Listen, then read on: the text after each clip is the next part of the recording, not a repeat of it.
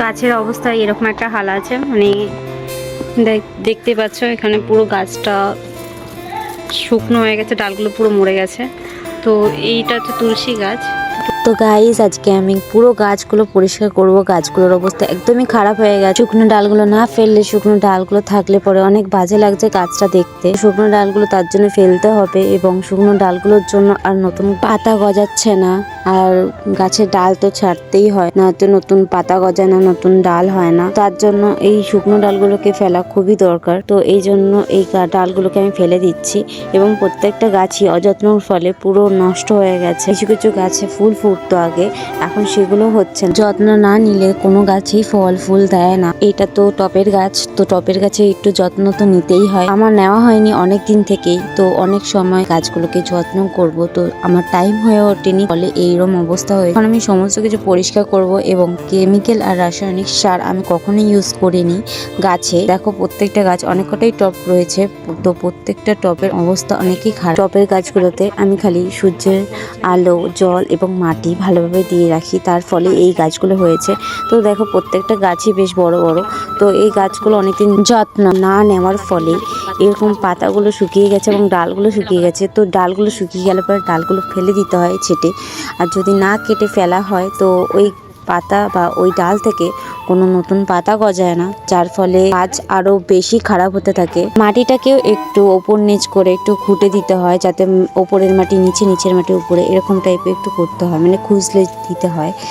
তো এরকমভাবে প্রত্যেকটা গাছের নিচে মাটির নোংরা মাটিগুলোকে বের করে, এবং নোংরা বলতে কোনো শুকনো পাতা টাতা থাকলে, আমি যেমন শুকনো পাতাগুলোকে ফেললাম, তারপরে গাছগুলোকে বেঁধে দিচ্ছি, কারণ গাছগুলো অনেক ছড়িয়ে ছিটিয়ে ছিল, ডালপালাগুলো যাতে এদিক ওদিক ছড়িয়ে যেতে না পারে। তারপরে এই গাছটায় এলাম, এখানে কয়েকটা গাছ হয়েছে কিন্তু অনেক দিন থেকে হয়েছে আর বড় হয় না, তো এই সব গাছগুলো সব তুলে ফেললাম, কারণ একটা গাছের থেকে আর একটা গাছের প্রবলেম হতেই পারে। তো তার জন্য যেই সব গাছগুলো গাছের না বাড়বে না, তো সেই গাছগুলোকে ফেলে দিয়ে আবার এখানে চলে আসলাম। একটা মরা ডাল ছিল, ওই ডালটাকে আমি উঠাতেই পারছিলাম না, মাটি থেকে কষ্ট হচ্ছিল, অনেক টান টেনে উপরে উঠা, শেষমেশ তুলেই ফেললাম গাছের ডালটাকে শুকনো। তো এই গাছের ডালটা ফালতু ছিল, তো ওটা উঠালাম, তারপরে নোংরাগুলো পরিষ্কার করলাম। তো প্রত্যেকটা মাটির উপরে অনেক দিন থেকে লেয়ারের উপরে শুকনো পাতা টাতা ডালপালাগুলো ছিল, তো ওগুলো পরিষ্কার করলাম। প্রত্যেকটা গাছেরই অনেক ময়লা ছিল, প্রত্যেকটা গাছের গোড়াই পরিষ্কার করে রাখতে হয়। পরিষ্কার করছিলাম। লঙ্কা গাছে দেখলাম কয়েকটা ডাল পুরো নষ্ট হয়ে গেছে, শুকনো হয়ে গেছে। তো এই ডালগুলোকেও আমি পুরো ভেঙে ফেললাম, যেহেতু এটা ছোট গাছ, তো কাটার কোনো প্রশ্নই ওঠে না। তো হাত দিয়ে আমি ভেঙে দিয়েছি প্রত্যেকটা ডালকে। তো প্রত্যেকটা ডালকে হাত দিয়ে ভেঙে দেওয়ার কারণ একটাই, নতুন পাতা গজাবে তার পাশ থেকে, তো এর জন্যই প্রত্যেকটা ডালই ভাঙতে হয়। তো ভেঙে দিলাম প্রত্যেকটা ডাল। তো এখানেও আমাদের বাড়িতে অনেক তুলসী গাছ আছে, তো তুলসী গাছ লঙ্কা গাছ একসাথে হয়েছে, তো প্রত্যেকটা ডালই আমি ছেটে দিয়েছি এমনি করে হাত দিয়ে।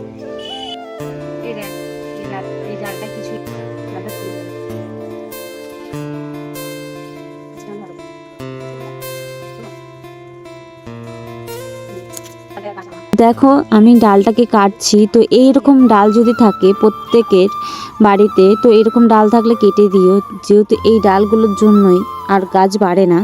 তো ওই জন্য ডালগুলো আমি প্রত্যেকটা ডালই কাটছিলাম, তারপর গাছটাকে আমি বেঁধে দিলাম, কারণ হচ্ছে এই গাছটাও ছড়িয়ে ছিটিয়ে ছিল, যাতে এক জায়গায় থাকে তার জন্য আমি বেঁধে দিলাম, তো গাছের কোনো ক্ষতি হয় না। তো এখানে দেখো কালো মেঘের পাতা প্রচুর। তো এখানে দেখো একটা ছোট্ট গাছ আছে, তো এই গাছগুলো বেরিয়ে গেছে, তো এই গাছগুলো বেরিয়ে যেতে না যায় তার জন্য আমি বেঁধে রাখছিলাম। গাছ পরিষ্কার করার পর এইখানে ছাদের অবস্থাটা দেখতেই পাচ্ছ তোমরা, তো ছাদের অবস্থা অনেক খারাপ। তো অ্যালোভেরার পাতাগুলো অনেক কটা বেরিয়েছিল, অনেক পাতাই খারাপ হয়ে গেছিল। তো দেখো প্রত্যেকটা পাতা হাতে নিয়ে সরিয়ে রাখলাম এবং নোংরাগুলো পরিষ্কার করছি। তো নোংরার অবস্থা দেখো, এখানে কত এক ব্যাগের বেশি নোংরা বেরিয়েছে, মানে শুধুই গাছ থেকে।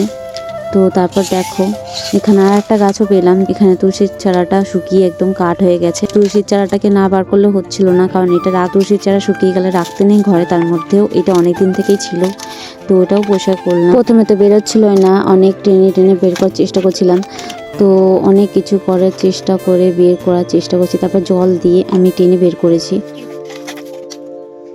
গাছগুলো পরিষ্কার করে নেওয়ার পর আমি ছাদটাকে পরিষ্কার করে নিচ্ছিলাম, যেহেতু গাছ থেকে অনেক শুকনো ডালপালা এবং মাটি নোংরা আবর্জনা অনেক কিছুই বেরিয়েছিল, যার ফলে ছাদটা পুরোই নোংরা হয়ে গিয়েছিল। তো এই নোংরা ছাদটাকে পরিষ্কার না করলে তো দেখতে খারাপ লাগবে, তার জন্য ছাদ দিয়ে নিচ্ছিলাম। জল আছে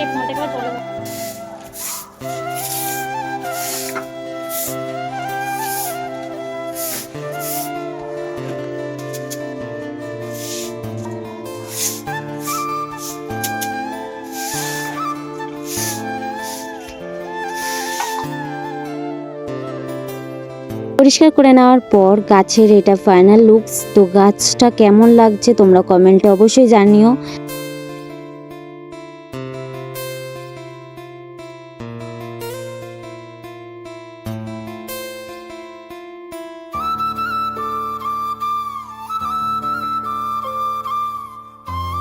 তো আজকের মতন এখানেই ভিডিওটাকে শেষ করলাম। ভালো লাগলে লাইক, কমেন্ট, শেয়ার এবং সাবস্ক্রাইব করে দেবেন, যাতে পরবর্তী ভিডিওটি আপলোড করার সঙ্গে সঙ্গে আপনারা আমার ভিডিওটি পেয়ে যান। অবশ্যই সাবস্ক্রাইব এবং নোটিফিকেশনটিকে অন করে রাখবেন। তো আজকের মতন এখানেই শেষ। সবাই ভালো থাকবেন।